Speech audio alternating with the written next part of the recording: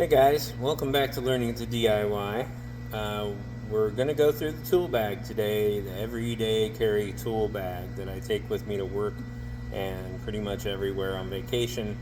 We're going to take a look at what I've got in there. It took about 6 months worth of research to figure out what I was going to include in the bag, because I would carry 2, sometimes 3 very large tool bags to work and back, and carry them to the garage and to the basement, and I just paid close attention to what I grabbed most often, and I haven't been disappointed so far since paring down to this little 12-inch tool bag. So let's go through it. There's going to be some redundancy in this list of items that I carry with me, but that's okay. I'd rather have redundancy and more than one of something. It's going to be great to go through this with you, because a lot of this I learned from so many other everyday carry channels from Project Farm, which I will mention a couple of times. You know, the tool show, and gosh, there's a lot of YouTubers out there that I watch that I've learned from, and then I figured out what applies to me. And so here's what I work with, and I hope you enjoy the video. I'm going to go through what I boiled it down to: tool bag essentials, the very necessary things, things I keep reaching for again and again. This is a 12-inch tool bag. It comes from Harbor Freight. It has the Voyager name, and they are a good tool bag. They really are. I've had this one for about 8 months, 9 months, and used it. I guess I haven't used it that much, so I can't truly judge, but we're gonna go through everything in it. First, I guess we'll start on the outside before we open it, starting with the pocket in front of me here. I've got Ryobi, and as you can see, it's an 11-in-1. And it's cool because it does have nut drivers, and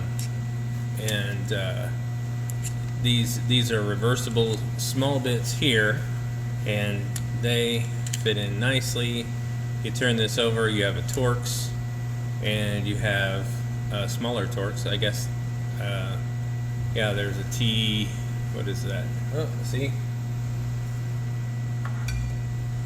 Start a video without my glasses. Okay, so I have a T10 and T15 reversible, and that was a P2 and a flathead there. This is another nut driver. This can go either way in the handle, and this side is going to be your P1. Oh, and this is reversible too.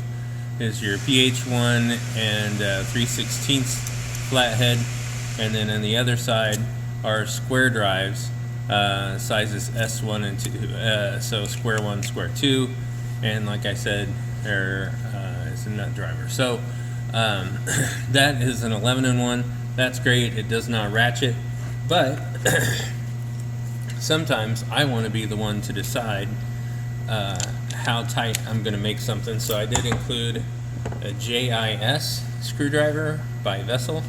This is one of their cheapest ones, really, and basically these are meant to pardon me, these are meant to not cam out, which means that it's not going to slip out of whatever you have it in.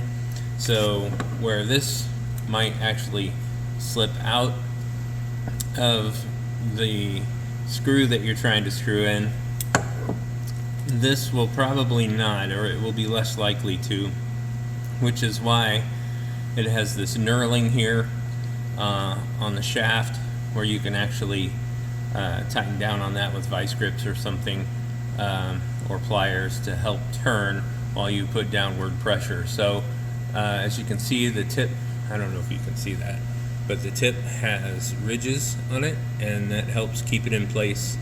And so that is a JIS screwdriver. And let's see, this is model 900. It's a P 2x100. So these are made in Japan. They're very good. Okay, next we have an Icon 1/4 inch short ratchet. These are in good shape. I actually took this apart and put it back together and oiled it, even though it was new from the factory, because sometimes Chinese made products do not have proper oiling. So on something this small with 90 teeth, or I don't think this is a 90 tooth, but let's see. Oh, it is a 90 tooth. Okay, 90 tooth 1/4 inch. Something with that many teeth and this small, I recommend like a 3-in-1 oil, something like that. But I took these screws out, and we'll go over videos on how to do that another time. Then I have used these a tremendous amount since I got them. This is the Knipex, and it's the 8202-200 Comfort Grip, and it's got the, and we went over, I have a video on this if you want to see it, but those have been indispensable. Then I have my right angle. This is a DeWalt, and this tested better than the other DeWalts that are more expensive. Shoot, I don't see the model number on it, but they do go through the 90 degree attachments on a project farm like this. And this one is not supposed to be impact rated, but it handled impacts way better. But pardon me if I have a screw that I need to get in at a 90 degree angle and I can't quite get in. This has come in handy multiple times. I really need to get another one of these to keep down in my workshop in the basement. Next is the Malco Eagle Grip, made in USA, the LP7WC model vice grip. And man, when I got these, it's like the feel of them is different than other vice grips I've had. So highly recommend this. I did a little enamel paint to make the model number in USA stand out there, and even the eagle. So that's kind of one of my favorite tools right now. Then I have the Doyle slit joint, and these are similar to the Knipex, except that you can get a little more purchase on this, and one side of these will lock when you're turning a nut or a bolt. So it's good to have some of these. This is great for pipes and stuff too, so that's great. Then we have channel locks. So this is the model 420, and it has been really handy too. I do use it a lot. So once again, stuff on the outside, easy to grab, is usually what I'm trying to use. It has a little baby brother, the 426, and I actually used this today to pull staples out of a board. It's a piece of hardwood, a 1x board, and that was handy for that. Then over here we have a Milwaukee Ingersoll, and this is the Finepoint Milwaukee Ingersoll 48-22-3100, and these are very handy, and they do really mark on everything. But if you want something a little more fine point, you'll want to go with a different method. And finally, over here we have the Milwaukee Fastback, like the most useful tool I have come across, and it's the 48-22-1505, and I keep this in here, but we have been in some high moisture environments lately, and I've started to get some rust on the bit, and I have found replacement bits, but they are not cheap, so I probably will clean that up and coat this with the blaster shield, surface shield, and or some other anti-rust thing to keep it from rusting. But it's just so easy, and you can see my video on this, but that is indispensable. So let's open her up and see what's inside. We have a. Let's set these aside. Onto the other side. I'll be putting those back. Okay, let's see what we got inside. Okay, so powered USB powered Ryobi screwdriver, very handy. And I have a video on how long these batteries last. It's pretty incredible. Just the 2 amp hour batteries last a long time. The LED lights help, and I did put a Spider SPIDER. I do like Spider SPYDER products, but this is a regular Spider product, and that's really handy for keeping additional bits, but it does have an additional spot for one underneath. And that's actually where this is supposed to be stored when I'm transporting it, so there's that. I did get some firm grip general purpose gloves from Home Depot to put in here.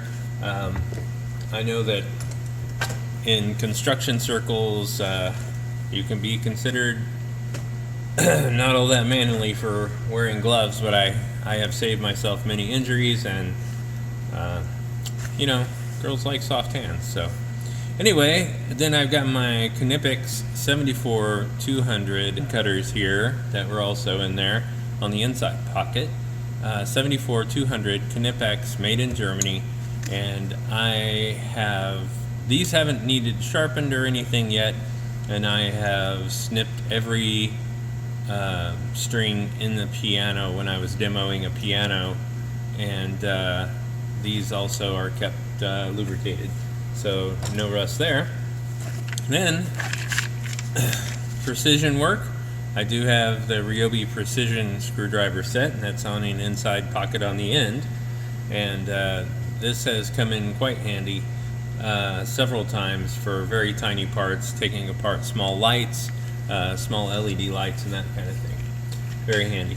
Then in that same pocket next to it, I've got the 1/4 inch bit set from Icon, and I will find it, but I'm missing a bit, and I think it's like a security bit, or I don't know, what is this, like a T? Yeah, this is the T9, so it's probably the T10. Yep, T10, and this is the 15, so I'm missing the T10. I probably have it in another screwdriver or something. But anyway, this has been very handy. When I do have that 1/4 inch ratchet, but this has an extension, and so that has come in handy, and I can use the extension from this on the other ratchet with an adapter. For the 1/4 inch ratchet, I do have Gearwrench metric 1/4 inch sockets on a rail, and I also have standard Icon sockets, the chrome on a rail, and those both fit in there. Then I've got my magnetic pickup tool, the Gearwrench. I really like the Gearwrench. It's just as strong, I think, as the Pittsburgh, and I do like this collar that moves. It's very handy, and it does have a clip where I can clip it on my shirt. This is the Gearwrench 84089, and it's a great magnetic pickup tool. Okay, in a Ziploc bag I have 2-part JB weld and Loctite super glue. These are, you know, gel, because I like the gel. It fits better, especially if you're working on something at an odd angle. You don't want the super glue to drip down on you. Okay, in addition, I have an impact bit set. Every bit I could get my hands on, although some of them currently are on other tools as well, but this is a pretty comprehensive set. Ryobi bits are not the greatest. I do notice that the PH ones, they can round off, but they do make a diamond bit set, and or a diamond dust, or diamond, they make this. So this is the impact rated bit holder. just like those, except for they have the diamond dusted tips and a holder there. So I threw this in there because I did have this giant set, but I thought, you know, if I start rounding stuff off, I don't want any trouble.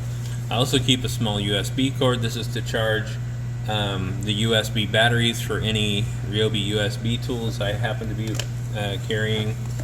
I have a hammer, and this hammer is interesting because this is a companion hammer. It was red, and the head was all rusty and beat up, and I went ahead and took a Dremel to it and cleaned it up and took off all the paint and oiled the handle, and I really like that little hammer. Also, Stanley Fat Max 30-foot, one of the best measuring tools that you can ask for, that, you know, if you need to go out 30 feet. So Stanley Fat Max, Stanley Fat Max, another good USA made product, and the coating on the first, you know, 4 3/4 inches really helps it stay fresh, and that was also reviewed on Project Farm. Oh, I forgot, on the outside, an actual regular pen, and this is a Flexion pen. It's actually erasable if you're on the right surface.